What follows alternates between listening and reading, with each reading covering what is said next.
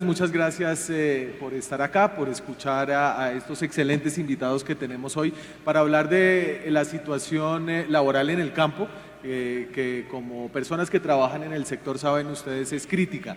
De los más o menos 22 millones de trabajadores que hay en Colombia, en el campo están alrededor de 4,5, 5. 3,7 en el sector agropecuario, digamos que lo que mide el DANE como centros poblados y rural dispersos es de 4,6. Y en este sector, del 500,000 de empleos que se ha perdido durante el pasado año, en este sector se han perdido cerca de 220,000. Además de eso, tenemos unas cifras de informalidad absurdamente altas, que superan el 80%, en un país donde la informalidad ya es absurdamente alta, por primera vez por debajo del 50%. En ese contexto vamos a tratar de dar una mirada que no solamente trate de solucionar los grandes problemas del campo que tienen que ver con el empleo. Para que haya empleo formal tiene que haber empleo para empezar, pero cómo se puede empezar a raspar esta superficie para bajar esa informalidad de ese 80% a quizás dentro de los próximos años un 70, 60, hasta nivelarlo con la tasa nacional. Señora ministra, yo quisiera comenzar escuchando lo que usted ha visto en este año largo ya que lleva en una cartera que es tremendamente compleja, donde hay un problema enorme y quizá no las herramientas suficientes para poder enterrarle los dientes. Muy buenas tardes a todos. Doctor Jorge Enrique, gracias por la invitación. Los compañeros panelistas, al doctor Daniel y a todos ustedes, muy buenas tardes. Efectivamente, el problema de la informalidad en Colombia es un tema recurrente y un tema que no mejora. Y se tiene uno que preguntar por qué no mejora. ¿Qué es lo que pasa en Colombia para que la informalidad, que es tan delicada, porque es que le quita los derechos a los trabajadores, los deja desprotegidos? ¿Qué es lo que pasa? Voy a hablar del caso del campo. Lo primero, la gente en el campo tiene una manera de trabajar distinta a la de la ciudad. Por ejemplo, una vaca da leche 1 hora, 2 horas máximo. Y generalmente en el campo el ordeñador ordeña y no hacen nada más. Él ordeña y se va, ordeña y descansa. Y así con muchos temas del campo, lo mismo que las estacionalidades. Las cosechas son en unos determinados meses, el resto del año no. Lo mismo en el tema de la pesca cuando hay veda.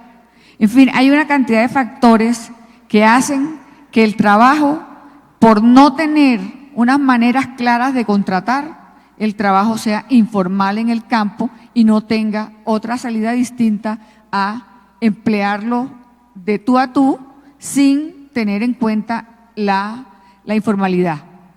El otro tema es la formación para el trabajo. ¿Qué tanto nosotros en Colombia estamos formando para el trabajo? Hemos descubierto que el tema de la formación para el trabajo no estamos al día. Es más, estamos lejos. Y en el campo sí que estamos lejos. Porque la pertinencia es lo que muestra qué es lo que necesita el empresario, qué es lo que necesita el empleador en su finca, en su fábrica, para poder ejecutar unos servicios. Si nosotros seguimos formando personas para tareas que no se necesitan, generando frustración de todo tipo en los jóvenes y olvidándonos que es que el mundo está cambiando, es que el mundo no es igual ayer que hoy. Una persona que antes se demoraba sacando una fotografía, ¿cuánto tiempo? ¿Cuánto se demora hoy? Una persona que antes se demoraba sacando todo el tema de sistemas, ¿cuánto se demora hoy? O sea, nosotros tenemos que ir poco a poco acomodando el mundo laboral a la realidad del mundo. porque el mundo no nos va a esperar. El mundo nos está mostrando que no nos está esperando y cada vez, entonces, crece la informalidad en el campo, no estamos educando a las personas como toca, pero eso sí, todos ellos tienen maneras de comunicarse con el mundo a través de un celular, a través de una televisión y saben lo que está pasando en el mundo. Y se preguntan, ¿yo por qué me voy a quedar aquí? ¿A cuenta de qué? Y fuera de eso, mal pagos. Ese es otro tema del campo, pero y ahí ya hay unas herramientas de las que podemos empezar a hablar, el piso de protección social, el piso mínimo. Si quiere, yo quiero escuchar un poco de los otros panelistas y entramos en esa discusión. Julio Roberto, la CGT es la segunda central sindical más grande del país, tiene una participación variopinta de sectores campesinos que incluyen trabajadores del sector agroindustrial, pero también asociaciones de campesinos. Y entonces hábleme un poco de su plante inicial acerca de este reto de cómo reducir la informalidad teniendo en cuenta la composición de esos sectores que están en la CGT. Bueno, muy buenas tardes para todas y todos ustedes, a la señora ministra, a Daniel, al señor moderador y en general a todos los participantes. Un saludo muy especial aquí al presidente del sindicato del Ministerio de Agricultura, el compañero Ricardo Venegas. La verdad es que este es un tema que tiene que ver con la vida de 12 millones de personas en este país. No estamos hablando de cifras menores, estamos hablando ni más ni menos de lo que ocurre en el agro colombiano, de qué es lo que le ocurre a los empresarios, qué le ocurre a los campesinos. Con toda franqueza, nosotros tenemos en la CGT 500.000 de campesinos afiliados en todo el país y organizaciones sindicales en diferentes sectores agroindustriales, sectores en los cuales mantenemos una interlocución permanente con los empresarios y afortunadamente convenciones colectivas y muchos acuerdos.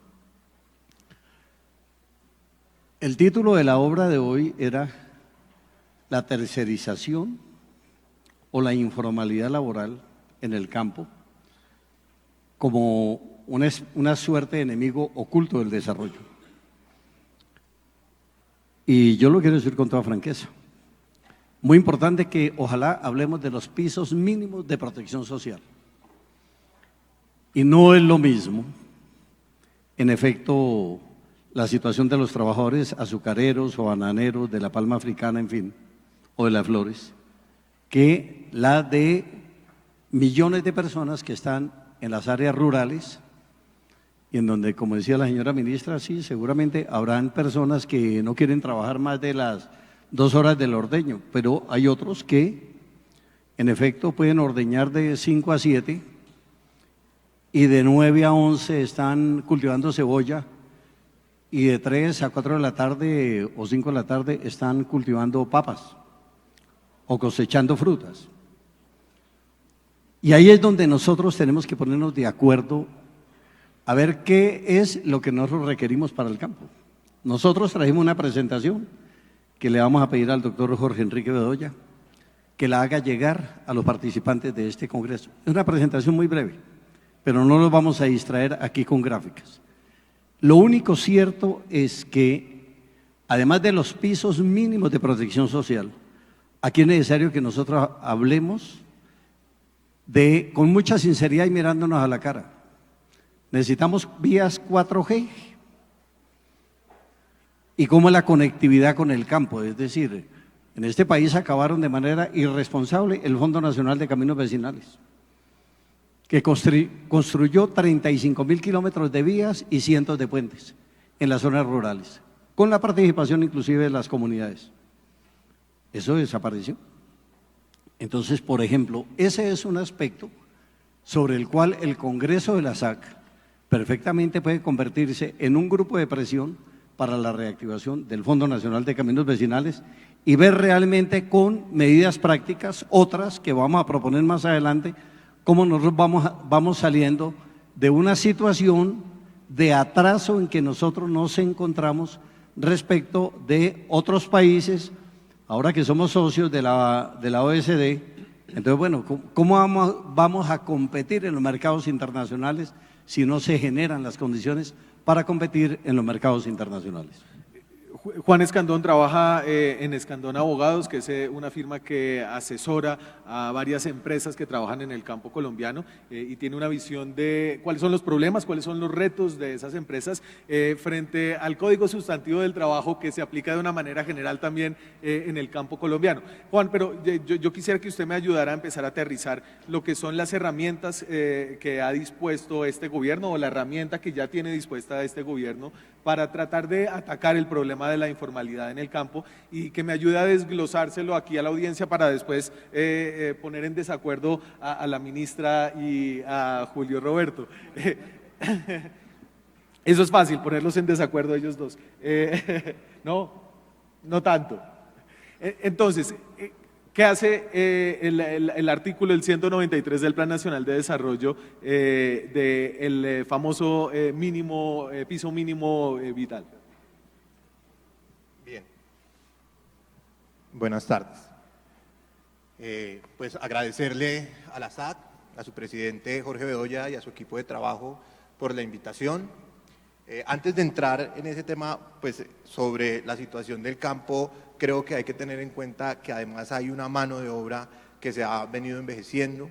Es difícil conseguir mano de obra de gente joven que quiera trabajar en el campo, que se sienta identificada con el campo. Evidentemente, como usted lo mencionó, no hay un régimen especial agrario, no hay un régimen que entienda las particularidades del sector. El sector pues tiene diferentes ofertas, un abanico de trabajadores formalizados, no formalizados, independientes. Entonces creo que eso también hay que tenerlo en cuenta para el contexto del panel. Sobre la pregunta específica del artículo 193 del Plan Nacional de Desarrollo, pues básicamente porque pues hay otras herramientas, pero creo que nos vamos a enfocar en ese 193. Básicamente, este piso mínimo de protección lo que hace no es el escenario ideal, pero es un comienzo para poder llevar a los trabajadores que no están formalizados a una seguridad social contributiva. A través de este piso mínimo, esta garantía de piso mínimo, los trabajadores que devengan menos de un salario mínimo pueden acceder a 3 beneficios, así como están contenidos, o a 3 garantías, como está contenido en el artículo 193. En primer lugar, pues tendrán salud a través del régimen subsidiado.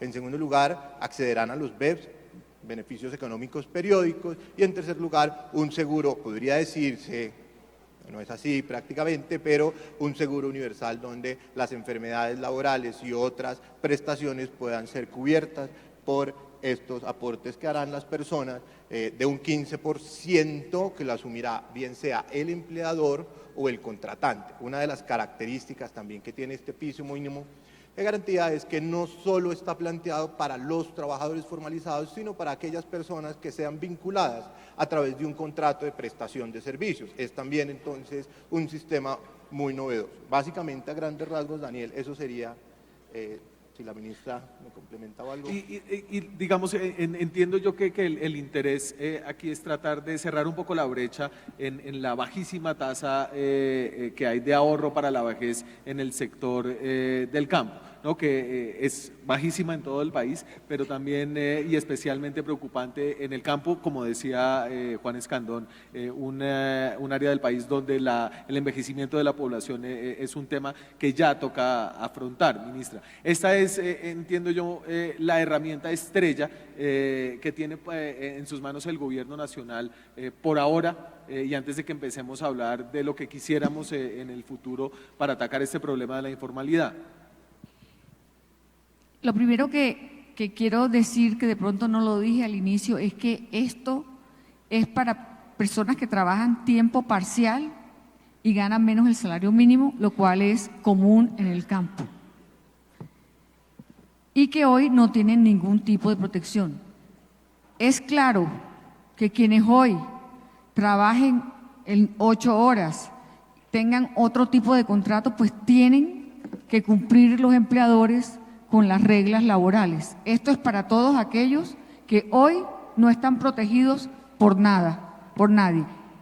Herramienta estrella, yo no diría que estrella, pero sí diría que es una herramienta que puede ser un primer paso para hacer visible a un grupo de colombianos que hoy, en general, son el 44% y ganan menos el salario mínimo. Y hoy no están en ninguna parte. Y creemos que a ellos hay que hacerlos visibles. Y parte de cómo hacerlos visibles, el primer paso es con este piso mínimo de protección social. Ojalá nosotros siempre echemos para arriba y que estos vayan mejorando en el número de horas y en el trabajo que están haciendo a medida que va llegando la agroindustria y eso, pero mientras que no llega, nosotros no les podemos quitar un derecho que ellos tienen a tener una vejez tranquila, a tener un seguro inclusivo para los accidentes laborales. Entonces, esto lo hemos venido trabajando muy de la mano con el doctor Jorge Enrique Bedoya, porque creemos que es el primer paso para que estas personas puedan formalizarse. Y no olvidarnos de la cifra, es que el 44% de los colombianos gana menos del salario mínimo.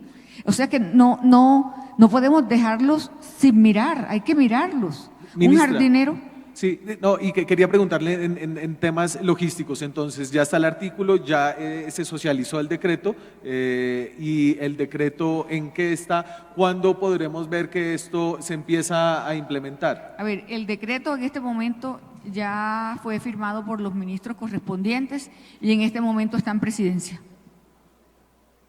Y es decir, ¿cuándo pueden, digamos, esperar las personas que les interesa esta herramienta? Nosotros tenemos planeado lanzarlo como dentro de 2 semanas y media, pero tengo que decirles que todo depende de cuánto se demore en jurídica de presidencia y se lo pasen al firmar al presidente. Nosotros creemos que debe ser lo más pronto posible.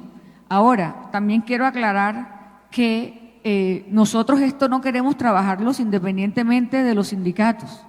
Nosotros queremos trabajar esto con los sindicatos y que este 44% también tenga conciencia que puede pertenecer a un sindicato, que el hecho que gane menos, que trabaje menos horas, no le quita su derecho. Estamos tratando es como de revivir unos derechos que hoy no tienen, especialmente en el campo.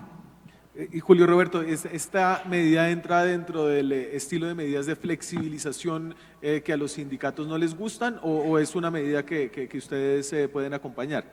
Como es apenas obvio, a mí la flexibilización no me gusta, porque cada vez que hablan de flexibilización, de reestructuración, de modernización, algo raro nos va a pasar a nosotros, a los trabajadores, lo digo con toda franqueza. Pero planteé en la breve intervención anterior que es necesario. Pero y déjeme entender, si el piso mínimo de protección social entra dentro de ese tipo de medidas Claro, podemos discutirlo y con las organizaciones campesinas. Pero es que aquí el problema no es de este gobierno, es de los gobiernos.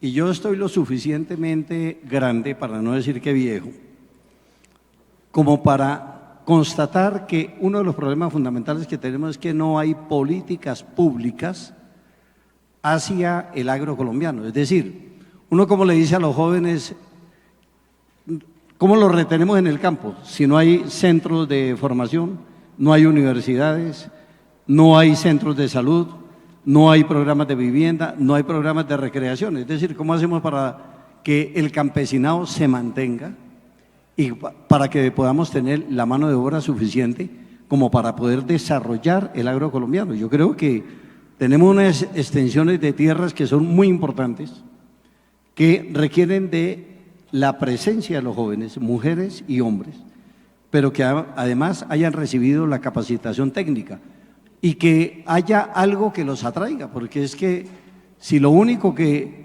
se les ofrece es pobreza, exclusión, informalidad, que ha sido una de las grandes preocupaciones del doctor Jorge Enrique Bedoya, que lo reitera en el SENA, en la Comisión de Concertación, en los diferentes escenarios donde se presenta. Políticas públicas que son necesarias para el desarrollo del campo y para que paulatinamente vayamos logrando la formalización. ¿Cuál es el tema de la formalización para un trabajador? Lo quiero decir muy brevemente. Es tener acceso a un trabajo decente, tener la seguridad social y tener oportunidades en perspectiva de futuro. Si eso se ofrece en el campo, independientemente de que yo esté trabajando 4 horas en una empresa, 4 horas en otra empresa, eso se vuelve secundario. El tema de estar trabajando solamente con una empresa. Yo vengo de la época en donde el textilero, cuando se jubilaba, dejaba al hijo o a la mujer trabajando. En donde en el municipio o en el departamento estaba por convención colectiva que la tasa de reemplazo era un familiar. Eso se acabó. Ya nadie aspira a morirse ni al pie de una máquina, ni al pie de un escritorio, ni detrás de un pico y una pala. Consecuencialmente, el mundo ha cambiado. Nosotros entendemos desde una visión moderna que el mundo ha cambiado, pero es necesario también el desarrollo de políticas públicas. Y finalizo con esto. Sí. ¿Cómo es posible que nuestro país, que tiene acceso al mar, al Pacífico y al mar Caribe, no tenga una marina mercante? ¿Cómo es posible que se destruyó la red ferroviaria que teníamos en este país para poder sacar los productos hacia los centros de acopio, hacia los consumidores, inclusive a los puertos, para todo lo que tiene que ver con la exportación? Nos toca pensar este país en grande o definitivamente estamos liquidados. Y quiero decir una cosa: la paz entra por el campo o jamás habrá paz en Colombia. Si nosotros no somos capaces de desarrollar como corresponde el campo, difícilmente podemos salir adelante. Le sacó aplausos a la ministra también. Yo solo para agregar a la realidad acá de que la informalidad solo se puede atacar con una política integral del campo, es que entre las personas que no terminaron el bachillerato, que llegaron a menos de noveno según la Universidad del Rosario, solamente 12% son formales. Ese porcentaje de formalidad salta a 27%, es decir, más del doble, solamente con haber llegado a noveno o haber terminado el bachillerato. Ni siquiera estamos hablando de educación técnica especializada. Pero como lo perfecto es enemigo de lo bueno, y aquí estamos tratando de arañar un poco esa informalidad a través de medidas implementables en el corto mediano plazo, sobre todo en el régimen laboral. Déjeme escuchar un poco las ideas precisas que usted, Juan, tiene al respecto de qué se puede avanzar en este sector. Bien. El debate sobre la reforma laboral se ha venido adelantando en el último año. Es una realidad que se necesita una reforma laboral a nivel nacional. Sin embargo, hay que entender cómo debe hacerse esta reforma. Esta reforma puede contener unos puntos específicos y generales para todos los trabajadores colombianos, o podría hacerse una reforma en donde se cree o se genere un régimen especial para el campo colombiano. En ese sentido, yo creo que deberá revisarse si además de estas dos reformas laborales se debe trabajar en seguridad social. En primer lugar, yo creo que si se hace una reforma laboral a nivel general, pues se deberá incluir la posibilidad del pago por horas, la posibilidad de la modificación del sistema, que entiendo que es una modificación estructural y muy compleja para poder hacer aportes al sistema, es decir, no solo el pago por horas, sino que además el sistema permita que se hagan aportes a pensiones de alguna forma, no solo por semanas. El problema o el debate que se ha venido dando a nivel nacional de si se puede o no se puede hacer el pago por horas en el país, pues no radica frente a la posibilidad de hacer el pago, sino realmente de poder aportar al sistema de seguridad social, sobre todo en el régimen de prima media por horas. ¿Por qué? Porque el sistema está concebido en semanas. Hay que debatir otros temas que hoy en día afectan la estabilidad jurídica de los empresarios colombianos. El tema o el abuso que se ha venido presentando sobre las incapacidades de los trabajadores, que muchas veces pues entiende uno que con la mejor intención la Corte Constitucional ha venido extendiendo esa protección y esas garantías a los trabajadores que de muchas formas han abusado de este derecho. Hay que mirar cómo se regula esa posibilidad para que no haya entonces una discriminación para los trabajadores que realmente sufren unas patologías. Porque lo que ha pasado con las sentencias de la Corte Constitucional es que por extender estas protecciones, pues las empresas hoy en día generalmente no quieren contratar trabajadores que tengan discapacidades. Entonces se está creando una discriminación frente a estos trabajadores. Hay que mirar sobre todo el tema del derecho de asociación sindical. También considero que con las sentencias de la Corte Constitucional que declararon inexequibles los artículos 357 y 360 del Código Sustantivo del Trabajo, pues evidentemente se ha generado un perjuicio no solo para los empresarios, que administrativamente deben manejar negociaciones colectivas de forma constante, sino para los movimientos sindicales. Los movimientos sindicales han perdido legitimidad frente a los trabajadores a raíz de estas sentencias de la Corte Constitucional. Eso es algo que debe reglamentarse y eso es algo que debe estudiarse a profundidad. Creo que no se debe perder la oportunidad que está viviendo el país al dar este debate de la reforma laboral. Debe ser una reforma laboral estructural, debe ser una reforma laboral de vanguardia, debe avanzar sobre los temas de las plataformas digitales, por ejemplo. El concepto de la subordinación debe avanzar. El derecho penal ha avanzado, el derecho tributario ha avanzado, el derecho societario ha avanzado. ¿Por qué el derecho laboral no avanza? ¿Por qué no tenemos unas modalidades contractuales que se ajusten a las realidades del mundo de hoy? Como lo decía la ministra, la tecnología avanza a pasos agigantados. Y si no nos adecuamos, si nos acompasamos al nivel de la tecnología, nos vamos a quedar atrás, vamos a tener trabajadores que no van a gozar de las garantías de un contrato de trabajo. Frente al régimen del sector déjeme agrario, ahí porque dejó planteado usted como su reforma laboral ideal, tema por el cual seguramente le preguntan a ustedes mucho, ministra, y yo entiendo que los afanes de una reforma laboral se acentúan cada vez que, cada mes, la cifra de desempleo se mueve para uno u otro lado, pero en su visión del pacto por la equidad que tiene este gobierno y de la modernización y el avance de la economía y de la sociedad colombiana, hay una idea de que hay que ajustar ese pacto laboral que hay actualmente. A ver, el tema del desempleo, como ustedes saben, es un tema estructural que viene aumentando desde el 2015. Desafortunadamente, este año ha tenido unos aumentos mayores. Nosotros creemos, y así lo ha dicho el presidente Duque, que cuando se trate de una reforma laboral, de una reforma pensional, ella pasará por la mesa de concertación. ¿Por qué? Porque siempre se genera preocupación, tanto de parte de los empresarios como de parte de los trabajadores, sobre qué es lo que se va a presentar. Entonces yo creo que si este es el gobierno del diálogo social, también llegó el momento en que nosotros comenzamos a discutir entre todos qué es lo que necesita este país y ponernos en la realidad de lo que hay. Pero lo primero que tenemos que hacer es reconocer cómo es el mundo laboral hoy en Colombia, qué es lo que está pasando y cuáles serían las mejores alternativas. Si ustedes me preguntan a mí ahora cuáles serían, yo no le puedo contestar. Fuera de que la tecnología llegó, que el trabajo por horas existe en este país, pero no se cotiza.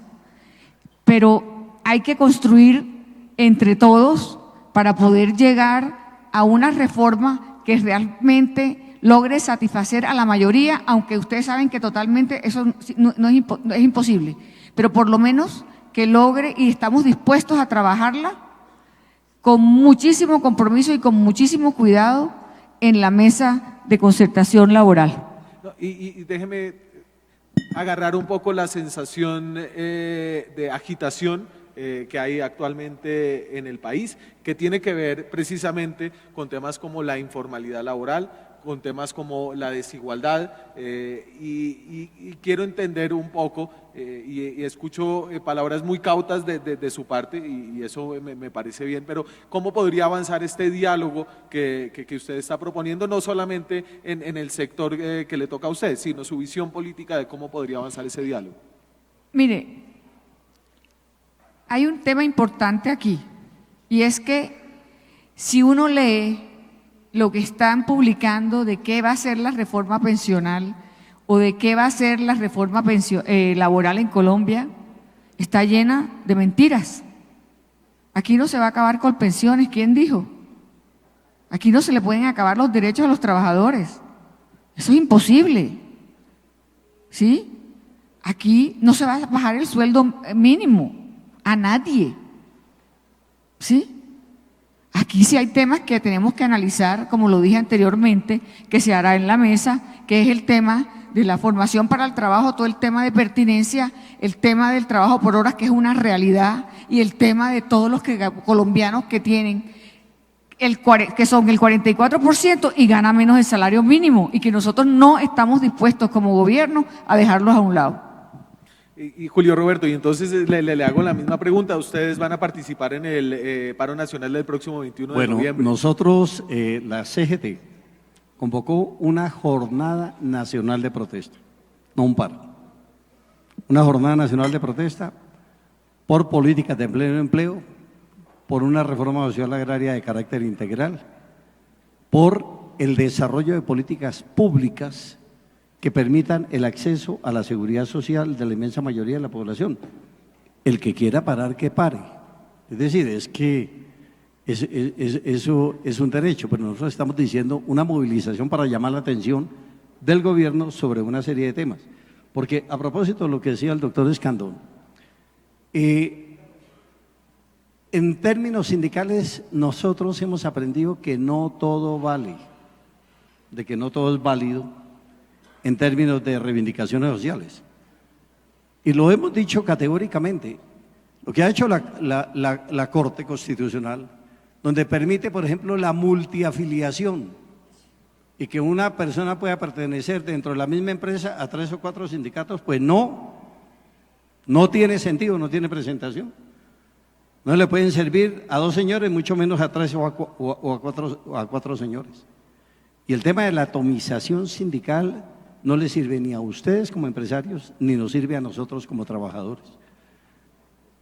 Porque tenemos el ejemplo de la Guardia Penitenciaria, 86 sindicatos. Eso es un abuso.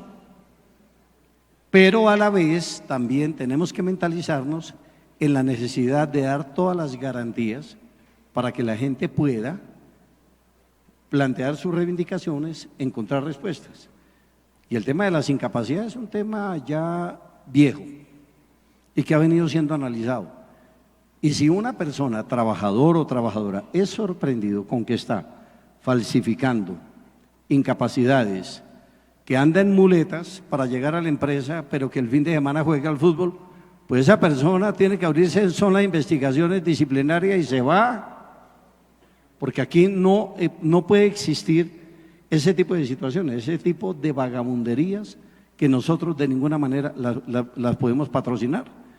Pero también yo creo que es necesario los espacios para profundizar la concertación social y encontrar puntos de acuerdo. Por eso decimos, el diálogo social es el mejor instrumento.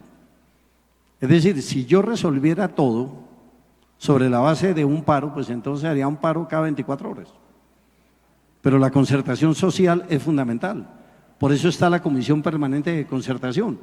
Pero de todas maneras, es necesario también que desde el punto de vista gubernamental se entienda que hay que actuar precautelativamente, preventivamente, antes de que los indígenas se tomen la Panamericana y se sabe que va a generarse un estallido, hay que ir donde están ellos. Antes de que lleguen otras gentes a calentarles el oído con situaciones que no son propiamente en función de los intereses ni de ellos ni del país. Por lo tanto, yo sí creo que no hay temas tabú en el movimiento sindical. Y lo quiero decir como CGT. Nosotros no le tenemos miedo a abrir una discusión en la Comisión Permanente de Concertación a una reforma laboral. No le tenemos ningún miedo a que abramos una discusión en torno a una reforma pensional. Tenemos que buscar puntos de encuentro y no necesariamente una reforma laboral es para perjudicar a los trabajadores. Puede ser en función de los intereses del conjunto de la globalidad de los trabajadores.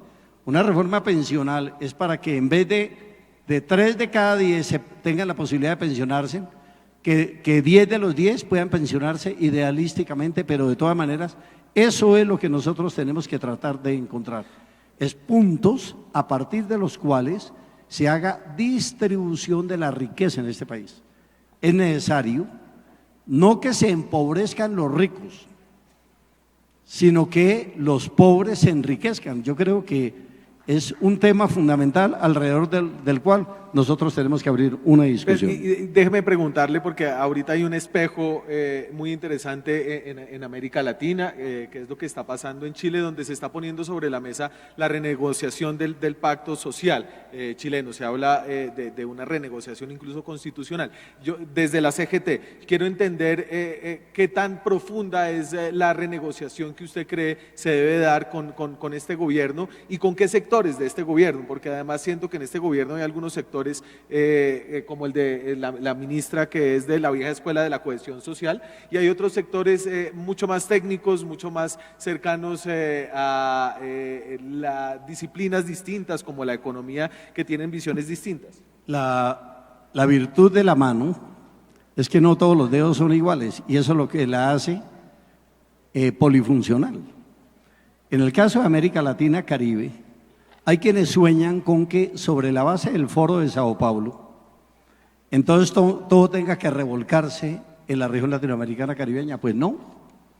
Una cosa es la situación en Chile, otra muy distinta a lo que está viviendo Ecuador, otra cosa muy distinta lo que está viviendo Venezuela. Sí.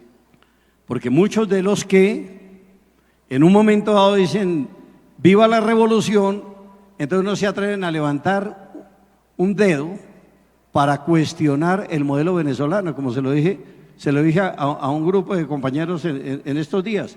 Dije, qué tan raro que 8 millones de venezolanos están huyendo de ese paraíso y están llegando al infierno de Colombia y a otros lugares. Entonces, sí, yo sí creo que definitivamente hay que sincerar las situaciones, mirar al interlocutor, mirarlo a los ojos con toda propiedad y ver realmente cómo nosotros desarrollamos algo en función realmente de los intereses del pueblo colombiano. Y déjeme, ministra, usted si quiere agregar algo acerca de ese tema más macro aquí como para ir cerrando. Yo estoy de acuerdo con Julio Roberto, con que el diálogo social es la única manera que nosotros tenemos para evitar lo que se está presentando en Chile, independientemente si los problemas son distintos. Pero es la única manera como los seres humanos podemos entender al otro, es hablando, no gritando.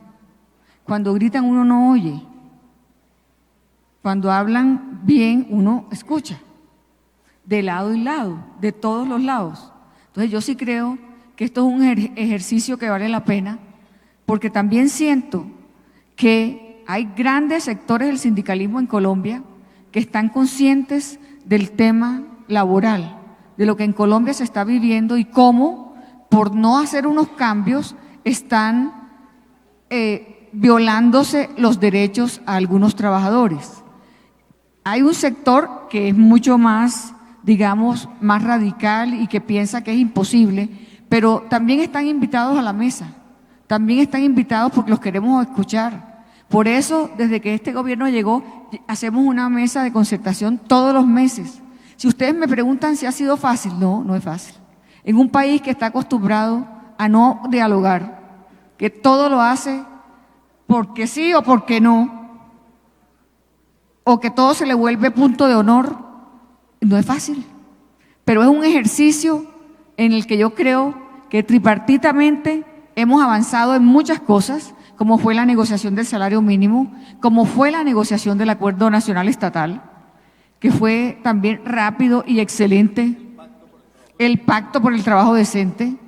Ahora acabamos de sacar el decreto 1800, en donde se exige a las entidades del Estado que si tienen contratos de prestación de servicio que son misionales, por favor los pongan en planta, porque los trabajadores se merecen tener todos los derechos. Entonces yo creo que hemos avanzado en temas que le sirven muchísimo al país y tripartitamente nos sirven. y ha sido discusiones que hemos llevado en el seno de la mesa de concertación. Juan, ¿quiere terminar usted con algo muy cortico? Básicamente, aplaudir pues la posición del gobierno y de las centrales obreras de llegar a un punto de acuerdo y de entender que el país necesita una reforma laboral. Estamos en mora de regular estas situaciones especiales y esperamos que esto pueda darse y puedan avanzar con premura porque el país realmente lo necesita. Sí, y finalmente Yo quisiera agregar algo a lo que ha dicho el doctor Escandón. Mire, si hay sectores que necesitan unos regímenes especiales, ¿por qué se les va a negar? O sea, no entiendo por qué todos los sectores tienen que ser iguales, si es que los objetos son distintos, lo que está buscando cada uno es distinto. Yo sí creo que si amerita que por sectores tener una legislación o algunos puntos especiales por sectores, bienvenida a la discusión, pero no podemos cerrarnos a que aquí solamente hay una manera de tener el tema laboral, sino que si es en la agricultura, si es en la minería, en fin, de tal manera que se pueda jugar mucho más fácilmente al gana-gana.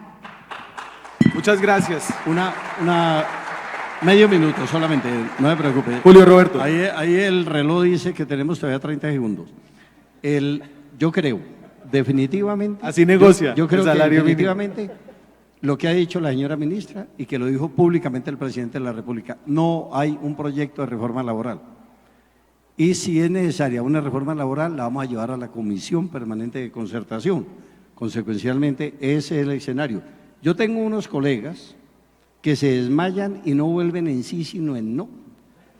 Entonces, consecuencialmente, está abierta la discusión. Nosotros consideramos que en el país es necesaria la construcción de consensos si realmente queremos salir al otro lado del charco. Muchísimas gracias. Muchas gracias.